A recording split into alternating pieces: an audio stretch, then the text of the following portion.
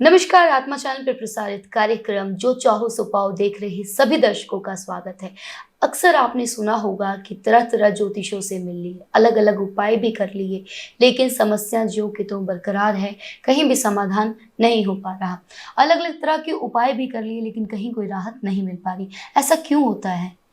इतने सारी ज्योतिष, इतने सारे उपाय, कहीं कोई लाभ नहीं क्यों नहीं मिल पा रहा? आइए इन सब सवालों का जवाब लेते हैं आचार्य भागीरथ जी से। आइए करते हैं स्वागत आचार्य भागीरथ जी का। बहुत बहुत स्वागत है। नमस्कार जी, मेरे सभी दर्शकों को मेरा प्यार भरा नमस्कार। सर क्या हाल है? बहुत अच्छे हैं, कृपा प्रभु की। जी, लोगों की शिकायत बहुत रहती है कि हम उपाय भी करते हैं, रेमेडीज भी करते हैं, लेकिन कहीं ना कहीं फलता नहीं है, फायदा नहीं हो पाता है। ऐसा क्यों होता है? देखिए, बहुत ही कम ऐसा होता है कि अगर आप सही तरीके से, अगर आपको जो रेमेडी है आपकी कुंडली के हिसाब से अगर बिल्कुल अच्छे दिए गए हैं तो आपको फ़ायदा ना हो। लेकिन हाँ, यहाँ आपको एक बात बताना चाहेंगे कि अगर आपकी कुंडली में कोई पितृ दोष या पितृ ऋण जिसको बोलते हैं, अगर वो कुंडली में है, तो आप चाहे अपनी ज़िंदगी में अपनी कुंडली से जुड़े हुए जो भी रेमेडी करें, आप जीवन में जो भी प्रयास करें, आपको उसका जल्दी लाभ नहीं मिलेगा। कुंडली में पित्त शरण होने का मतलब ही यही है कि कोई ऋण है जो पिछले जन्म से आपके ऊपर चला आ रहा है, या आपके पैदा होने से पहले, आपके बर्थ होने से पहले आपके परिवार में आपके माता पिता या आपके दादा दादी, ग्रैंडफादर ग्रैंडमदर, या किसी भी ऐसे रिश्तेदार से जो आपके खून का रिश्तेदार है, तो अगर उसने कुछ ऐसा कृतज्ञ किया होता है जिससे किसी को बहुत ज़्यादा नुकसान होता है, तो वो ईश्वर उसके परिवार में या उसकी रिश्तेदारी में वो उस बच्चे को जन्म दे देते हैं कि जिसकी कुंडली में ये जो बच्चा पैदा होता है उसमें एक पितृ ऋण बनकर आता है, और उसकी वजह से उनको भी और सभी रिश्तेदारों को उनके कर्मों का फल भोगना पड़ता है। अच्छा, जैसे आपने अभी ऋण की बात की है, ऋण एक प्रकार के होते हैं, अनेक प्रकार के होते हैं, ये एक्चुअली कितने प्रकार के होते हैं, होता क्या है ये? देखिए, ऋण प्रकार क्या है कि ऋण बहुत तरह से बनते हैं और इनको अलग अलग नाम दिए गए हैं।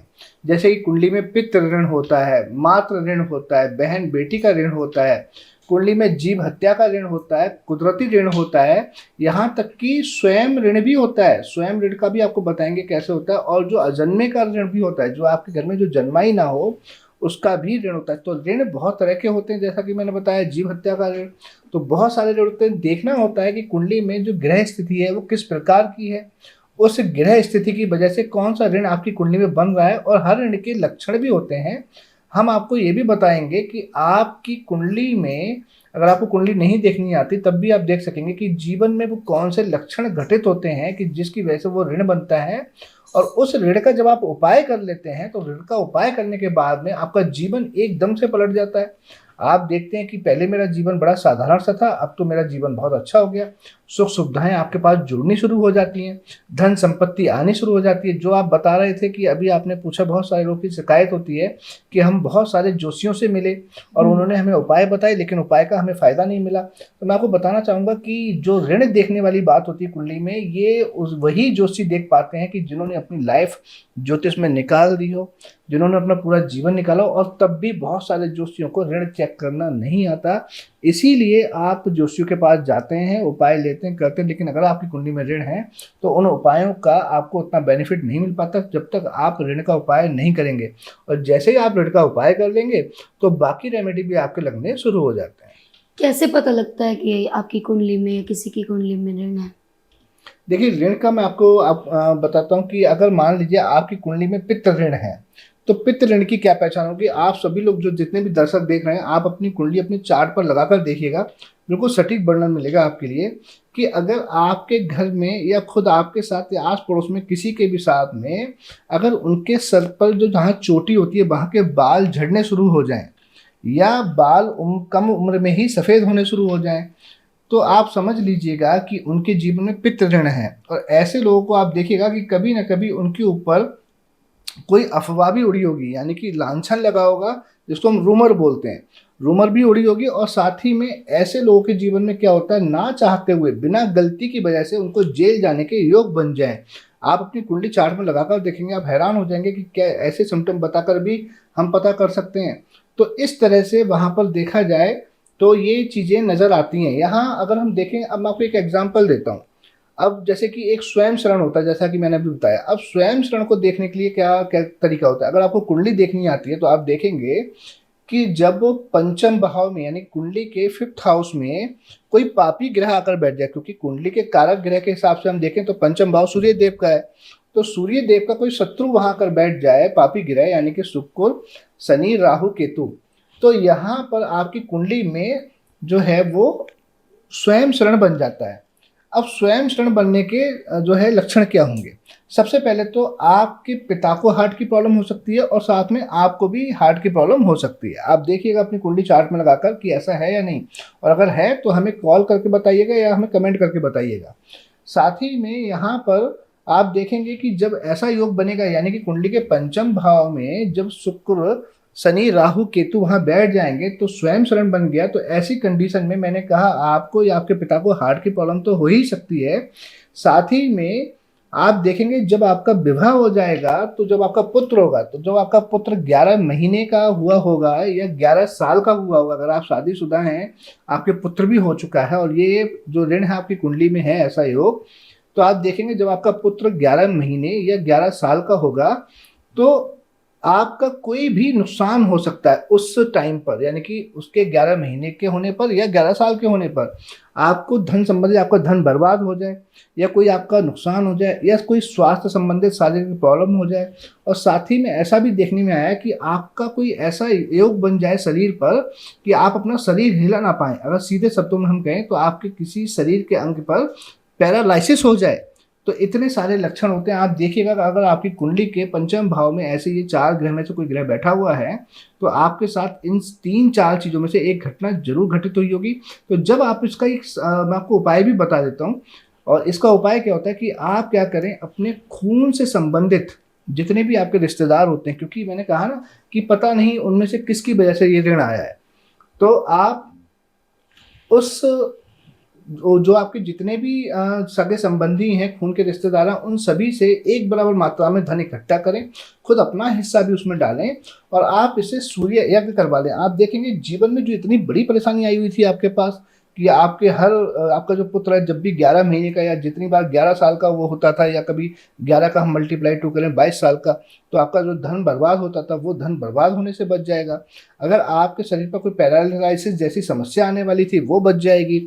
अगर आपके हम बात करें कि हार्ट की प्रॉब्लम आने वाली थी वो बच जाएगी। तो कितना साधारण सा उपाय है कि इतनी बड़ी समस्या का इतना छोटा उपाय जिसको करने से आप अपना बचाव कर सकते हैं। इसी तरह से बहुत सारे ऋण आपकी कुंडली में होते हैं। अगर आप देखना चाहें तो यहाँ पर मात्र ऋण भी होता है। मात्र ऋण को कैसे देखेंगे? मात्र ऋण होता है जब केतु आपके चतुर्थ भाव में बैठे हों। अब जितने भी दर्शक देख रहे हैं आप देखिएगा कि केतु कहीं आपके चतुर्थ भाव में तो नहीं है। तो ऐसे मनुष्य के साथ में क्या होगा कि ऐसे इंसान की जो महसूस करने की शक्ति है, महसूस कहते हैं सूंघने की शक्ति, या शरीर पर जब कोई चींटी या कुछ चलता है तो वह कहते हैं हमें वी आर फीलिंग, मतलब महसूस हो रहा है, फील हो रहा है, तो उनके महसूस करने की शक्ति जो है वो कम हो जाती है। अगर आपके केतु चतुर्थ भाव में है, अगर अभी तक आपने इसका रेमेडी नहीं किया तो आप अपने शरीर पर खुद की कहते हैं इस तरह चुटकी भरकर देखिए, वो आपको दर्द भी जल्दी महसूस नहीं होगा। आपके घर में जब दूध जलता होगा या कोई चीज़ जलेगी तो आपको उसकी खुशबू भी जल्दी नहीं आएगी। आप देखिएगा और हमें कॉल करके बताइएगा। अब यहाँ सभी के जो रेमेडी देना तो बहुत मुश्किल हो जाएगा, क्योंकि ये कुंडली विश्लेषण करने के बाद ही पता लगता है कि किस तरह के ऋण पर या ऋण बन भी रहा है या नहीं, और अगर बन रहा है तो संपूर्ण बन रहा है या आधा बन रहा है, तो उसका उपाय क्या होना चाहिए। लेकिन हाँ, हम आपको आज सिम्टम बताएंगे कि जिससे अगर आपकी कुंडली में ये ऋण है और ऐसी घटनाएं घट रही हैं और पहले अगर आप किसी ज्योतिषी के पास गए वो नहीं बता पाए या आपने कभी किसी से पूछा ही नहीं, तो अब आप इस चीज़ को जानने के बाद में, ये ज्ञान अर्जित करने के बाद में, बिना कुंडली देखकर भी आप अपने जीवन में, अपने आसपास या अपनी फैमिली में, परिवार में उस चीज़ को पकड़ सकते हैं। तो अगर हम बात करें तो अभी हमने मात्र ऋण के बारे में बताया कि केतु जब चतुर्थ भाव में बैठे होते हैं तो मात्र ऋण बनता है। अब इसी तरह बहन या बेटी का ऋण भी होता है। अब बहन या बेटी का ऋण कब होता है? कुंडली के जो है 3rd हाउस में यानी कि तीसरे भाव में, या कुंडली के 6th यानी कि 6ठे भाव में जब चंद्र बैठे हों, यानी कि या तो कुंडली के तीसरे भाव में चंद्र हो आपकी या कुंडली के 6ठे भाव में चंद्र हो, तो इसे बहन या बेटी का ऋण कहते हैं।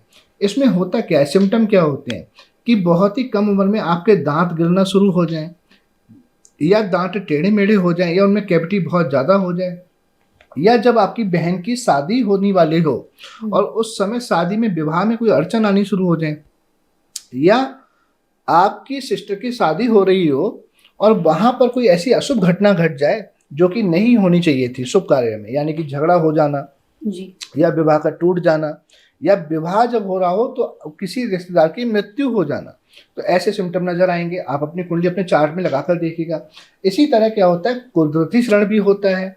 अब रिश्तेदारी का शरण होता है। रिश्तेदारी के शरण में क्या होता है, आपकी आंखों का बहुत ज्यादा खराब हो जाना, और जब आप किसी से झगड़ा करते हो, अब यहाँ पर देखिए, आप कहेंगे कि हम तो झगड़ा नहीं करते, तो सम टाइम क्या होता है, आपने देखा होगा कि आप बैल मोए मार, यानी कि आप झगड़ा नहीं करते लेकिन सामने से कोई चला आता है आपसे झगड़ा करने, तो कहीं ना कहीं आपको अपना डिफेंस तो करना पड़ेगा। तो उस डिफेंस में आपकी पराजय होती हो, यानी कि वहां पर आप विजय प्राप्त ना कर पाते हो, तो इसे हम कहेंगे रिश्तेदारी का शरण। अब इसी तरह से अगर आप देखेंगे तो कुंडली में बहुत सारे शरण होते हैं। अजन्मे का भी शरण होता है। अजन्मे का शरण कैसे होता है उसका भी आपको बताते हैं। आपको कुंडली देखनी आती है तो भी आप समझ जाएंगे, आपको ग्रहों के हिसाब से भी बता रहे हैं, और अगर आपको कुंडली देखनी नहीं भी आती है तो लक्षण जानकर भी आप अपनी कुंडली को समझ सकते हैं। बिल्कुल।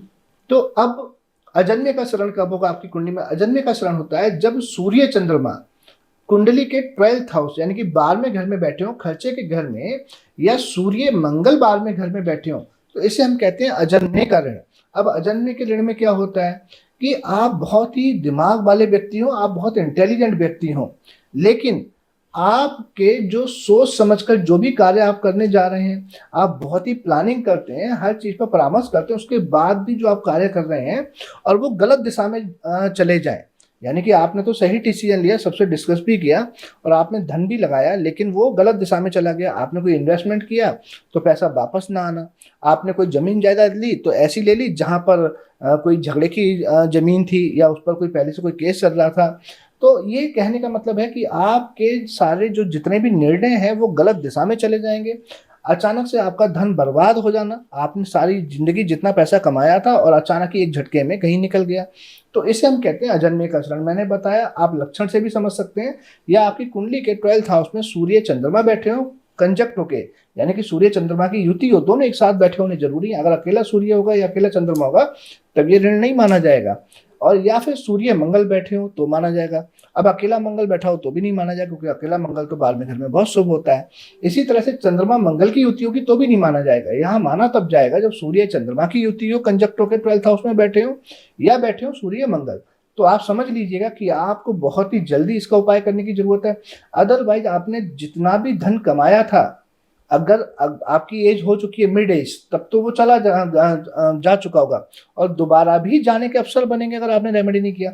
और अभी तक नहीं गया है तो आप इस बात का इंतजार ना करें कि अभी तक तो मेरे साथ ऐसा हुआ नहीं है तो आगे भी नहीं होगा। तो अगर आपके साथ नहीं हुआ है तो समझ लीजिएगा कि भगवान बृहस्पति की बहुत ही कृपा है, आपका अनुकंपा, आपको बचा रहे हैं वो। अगर आप ये वीडियो देख रहे हैं, आप हमारा प्रोग्राम देख रहे हैं, तो इसका मतलब ही यही है कि भगवान चाहते हैं कि अब आप सही निर्णय लें और अपनी कुंडली का विश्लेषण करवाकर उसका उपाय करें, ताकि आने वाली परेशानियों से आप बच सके। जी, और आचार्य जी से ही विश्लेषण अगर आप करवाना चाहते हैं तो जानकारी सारी आपके टीवी स्क्रीन पर मौजूद है, नंबर फ्लैश हो रहे हैं, उस पर आप संपर्क कर सकते हैं, अपॉइंटमेंट बुक कर सकते हैं, पर्सनली आके इनके दफ्तर में आप मिल सकते हैं और तमाम जितने भी सिम्टम्स बताए गए हैं उनको बता सकते हैं और मौके पे ही समाधान पा सकते हैं।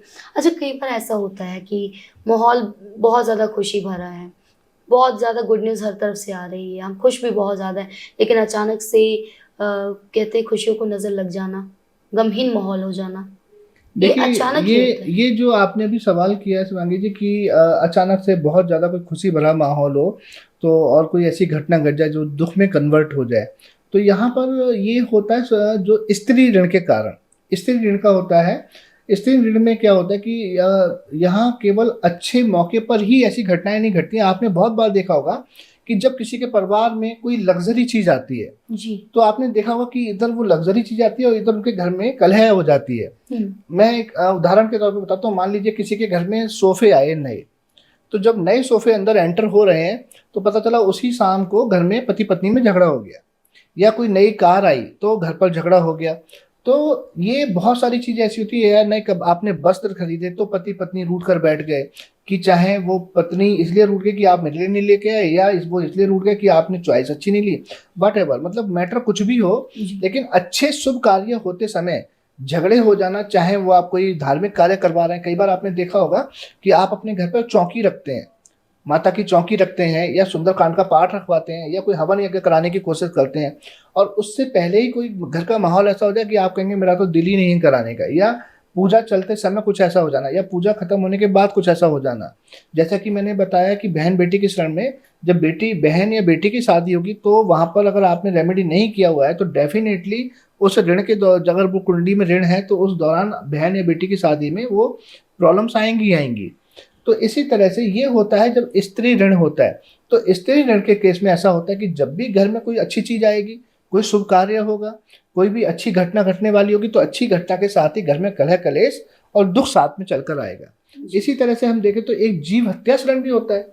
जीव हत्या ऋण की क्या सिम्टम है वो मैं आपको बता देता हूँ। जीव हत्या में क्या होगा कि आपके जो आईब्रो होते हैं, तो आईब्रो के बाल जल्दी झड़ जाना। आप देखेंगे जब आईब्रो के बाल जल्दी झड़ेंगे तो आप समझ लेना कि आपके कुंडली में बहुत ज़्यादा चांसेस हैं जीव हत्या होने के। या आपके हम बात करें कि जब आप कोई कंस्ट्रक्शन कर रहे हो और कंस्ट्रक्शन करते समय जो वहाँ पर कोई दीवार गिर जाए, वो चाहे कमजोरी की वजह से गिरे, हवा आने की वजह से गिरे, बारिश की वजह से गिरे, मैटर मैंने कहा जो भी हो, क्योंकि बहाने बनते हैं। तो जब वो उस कंस्ट्रक्शन की वॉल गिर जाए, दीवार गिर जाए, तब भी आप समझ लेना कि आपकी कुंडली में जीव हत्या ऋण है। अब ये बनता कैसे है कुंडली में कि पिछले जन्म में आपने या आपके पैदा होने से पहले मैंने बताया कि आपके माता पिता या दादा दादी या चाचा चाची या जो भी आपके खून के रिश्तेदार हैं, उन्होंने कोई ऐसा कृतज्ञ कर दिया हो कि उन्होंने कोई जीव हत्या की हो। जरूरी नहीं मैंने बताया कि आपने ही किया हो, क्योंकि अभी हमने कहा कि हो सकता है पिछले जन्म में, पिछले बर्थ में, लास्ट बर्थ में आपने किया हो, लेकिन आपने ना भी किया हो और आपके पैदा होने से पहले किसी ने अगर ऐसा कर दिया, तो ईश्वर क्या करते हैं कि वो उस परिवार में, उस घर में एक ऐसे बच्चे का जन्म कराते हैं उस टाइम पर जब ये ऋण बनता है, ताकि उस ऋण के होने की वजह से उसको भी और उसके परिवार को अब वो भोगना पड़ेगा जो उन्होंने कृतज्ञ किया। तो मैं सबसे अच्छा यही बोलूँगा कि हो सके तो आप बुरे कर्तव्यों से बचें, और अगर आपकी कुंडली में कोई ऋण बन चुका है तो वेट ना करें, इंतजार ना करें कुछ गलत होने का। समय से पहले, समय रहते हुए आप अपना रेमेडी करवाएं, जिससे आप अच्छा जीवन यापन कर सकें। अच्छा, कोई यूनिवर्सल उपाय है सभी के लिए? देखिए, उपाय तो सभी ऋण के लिए हैं और बहुत परफेक्ट रेमेडी बने हुए हैं। अगर आप कर लेते हैं तो बहुत ज़्यादा हमने प्रमाणित किया और देखा भी है कि उनके जीवन में वो घटनाएं दोबारा नहीं घटी। लेकिन यहाँ क्या है कि यहाँ यूनिवर्सल उपाय इसलिए नहीं हो सकता क्योंकि मैंने जैसे अभी एक उपाय तो आपको यूनिवर्सल बता दिया था कि अगर आपके जो है सूर्य पंचम भाव में जो है सूर्य के घर में कोई पापी गिराकर बैठ जाए तो आप सूर्य यज्ञ करवा लें सभी से जो है धन इकट्ठा करके। लेकिन सभी के रेमेडी बताना नॉट पॉसिबल, और वैसे भी जब तक कुंडली का विश्लेषण ना हो तो परफेक्ट रेमेडी निकलना भी मुश्किल है। अगर आपको इस तरह से रेमेडी बता दिया, क्योंकि जो दूसरे प्लानेट होते हैं, हम जब प्लानेट की बात करते हैं तो किसी पार्टिकुलर प्लानेट का एक यूनिवर्सल रेमेडी देना that is separate things. But जब हम बात कर रहे हैं ऋण की, तो ऋण में बहुत कुछ कैलकुलेशन होती है, बड़ा देखना पड़ता है कि कब बनते हैं, क्यों बनते हैं, बन भी रहा है नहीं बन रहा, किसी शुभ ग्रह की दृष्टि उस पर है या नहीं है। तो यहाँ यूनिवर्सल उपाय इस तरह से ना ही पूछें और ना ही करें। अगर आपने सही तरीके से करना ही है तो क्या करें कि आप अपनी कुंडली का किसी अच्छे जोशी से विश्लेषण करवाएं और सही मायने में सही तरीके से उससे रेमेडी लेकर उसको फॉलो करें। और मैं फिर कहूँगा कि अगर आपकी कुंडली में ये ऋण बन चुका है तो उपाय तो जल्दी से जल्दी समय रहते करें। और जितने भी दर्शक हमारी ये जो प्रोग्राम देख रहे हैं वीडियो, तो उनसे एक आग्रह है कि अपने पिछले जीवन में आपने क्या किया नहीं किया जिसकी वजह से ये ऋण बना, लेकिन इस जीवन में आप खुद भी और अपने परिवार में अगर आपके छोटे हैं बड़े हैं उनको भी समझाएं कि जीवन में कोई भी कार्य ऐसा ना करें, किसी को तकलीफ ना पहुंचाएं, जीव हत्या ना करें। क्योंकि जब भी आप कुछ गलत कार्य करते हैं, कोई ऐसा कृतज्ञ करते हैं जो सामाजिक दृष्टि से अच्छा नहीं माना जाता, तो वेदों में भी ऐसा लिखा हुआ है। अब मैं आपको बताता हूँ स्त्री ऋण के बारे में। जैसा कि मैंने आपको बताया था, जब किसी के घर में कोई चीज वस्तु आती है तो वो उनके घर में गृह कलेश हो जाता है जी। तो मैंने आपको ये तो बता दिया था इसका रीजन क्या होता है।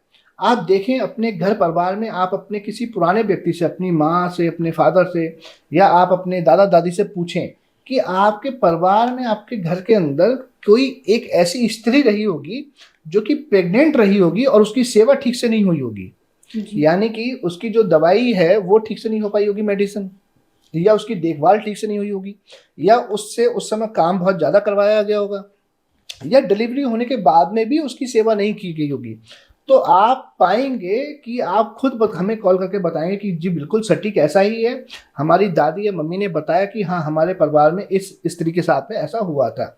तो आप देखो कि आपके पैदा होने से पहले ऐसा हुआ था, इसलिए आपकी कुंडली में ये ऋण बना।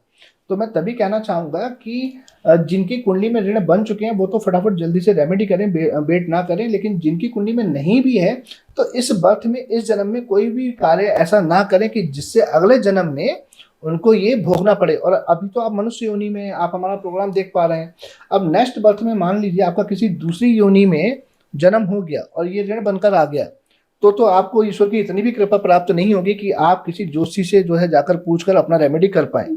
तो हमेशा जीवन में कोई भी ऐसा गलत कार्य ना करें, सभी के साथ में प्रेम पूर्वक रहें, सभी की सेवा करें, वो चाहे आपकी बहन हो, बेटी हो, बेटा हो, माता हो, पिता हो, कोई भी हो आपके जीवन में। और कभी भी किसी की चीज को हत्याएं भी ना, क्योंकि अगर आप किसी की जमीन जायदाद को हत्याते हैं, किसी की कोई आप किसी के परिवार को नुकसान पहुंचाते हैं, तो भी अलग अलग ऋण पैदा होते हैं। वही ऋण आपके जीवन में आते हैं जिससे आप अपना कष्ट भोगते हैं। पितृदोष लगता है क्यों? शिवांगी जी भी बताया ना कि जीवन में जब आप कुछ गलत करते हैं, तो जब गलत करने पर, वो अभी आपको डिटेल में समझाया कि जब आप गलत करते हैं तो गलत करने पर कि आपके द्वारा चाहे वो गलत किए गए हो या आपके परिवार में किसी ने गलत किए हो, लगना दोष आपको ही। हाँ तो नहीं, लगना दोष आपको ऐसा जरूरी नहीं है। मैंने कहा आप मान लीजिए अभी किसी के माता पिता जो है कोई गलत कार्य कर देते हैं, कोई ऐसा कार्य जिससे किसी का घर बर्बाद हो जाता है, या जैसे मैंने कहा उन्होंने अपनी बहन या बेटी की जब वो, या बहू जो होती हैं, बहू की अपनी सेवा नहीं की प्रेगनेंसी के टाइम पर, तो बहू की सेवा नहीं की।